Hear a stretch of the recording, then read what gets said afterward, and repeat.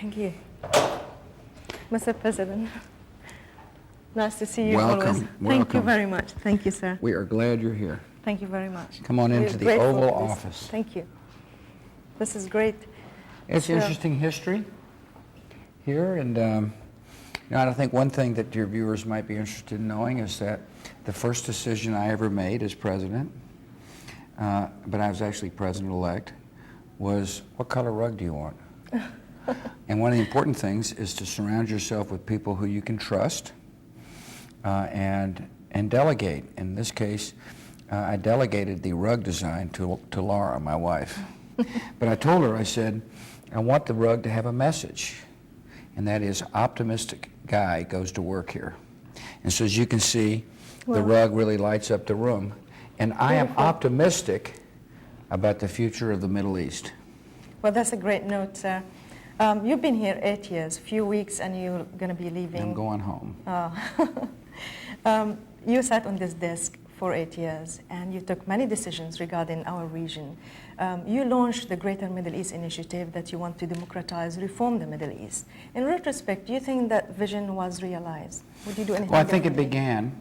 it's the beginning of a very difficult vision to implement. But I felt it was necessary for a couple of important reasons. One, I believe we're in an ideological struggle against people who want to achieve their ideological vision through the use of violence and murder. And I believe it is essential that you have an alternative available for people, one I happen to believe in based upon liberty. I don't think this is an American vision, see? And I tell people this, that I do believe there is a universal God and a gift of that Almighty to all of us, whether we be Methodists or Muslims or nothing, is freedom. And so freedom is a great alternative, but I also believe there's a moral calling. If you believe there's an Almighty God and a gift of that Almighty to everybody is freedom, then I think you have to, if you can do something about it, that you have to act on that. So that, moms can grow up in a society that is hopeful for their children, that their children are can realize dreams. And to me, the best type of society to do that is freedom. But it's very hard, it's difficult. And so you have to plant a seed, and then you have to cultivate the seed, and eventually the crops will bloom. And we're beginning to see the crops beginning to bloom in parts of the Middle East. Sarah, some people say that the war on terror is a war on Islam. Yes. Yet you went to the first mosque after 9/11 and you spoke there. How do you convince people in the Middle East that George Bush is not fighting a war against Islam? No, I know, and it troubles my soul, because I believe we're all God's children. And I hear people say, George Bush doesn't like Muslims. He wants to fight Muslims. And first, I thank you for giving me a chance to, hopefully set the record straight. But I am objecting to anybody who murders innocent people to achieve their objectives. I don't think people who murder in the name of religion are truly religious people. And secondly, I would hope that people would know that when we try to use some of our influence to help on education programs, for example, or we welcome students, Saudi students, to the United States to study here, that it's a sign of respect and a sign of my desire to reach out to all people regardless of their religion. Absolutely.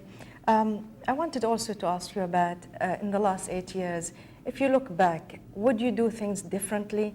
Would you have done things that you probably thought for the second time, I would have done them a different way? I'm sure there will be. I mean, if there's been some disappointments. Like what? Well, like Abu Ghraib was a terrible disappointment. And admittedly, I wasn't there on the site, but I was the commander-in-chief of a military where, these disgraceful acts took place that sent the absolute wrong image about America and our military. Parts of Iraq, it's taken longer than I thought it would. On the other hand, I am pleased to see a multi-ethnic society began to emerge. I talked to the leaders of Iraq yesterday and today and congratulated them on doing some hard work. And I love to hear their spirit in their voice. And so I'm confident history will say, oh, Bush could have done it better here, or Bush could have done it better there.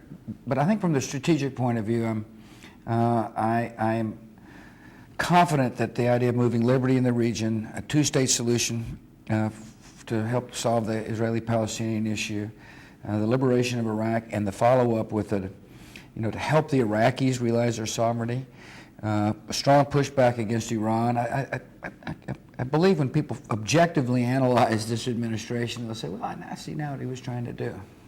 The Arab Peace Initiative, it was a framework. Do you think that President-elect Obama should use it in terms of achieving peace in the Middle East? I definitely think it was a major breakthrough for then Crown Prince, now His Majesty, King Abdullah, to take the initiative and lay out the conditions for peace. And it is I think, a useful foundation to help solve a long-standing problem. I do believe there will be a Palestinian state. I feel comfortable in saying that my decision to promote a Palestinian state, being the first president to do so, was the right thing for peace for the Palestinians, right thing for peace for the Israelis.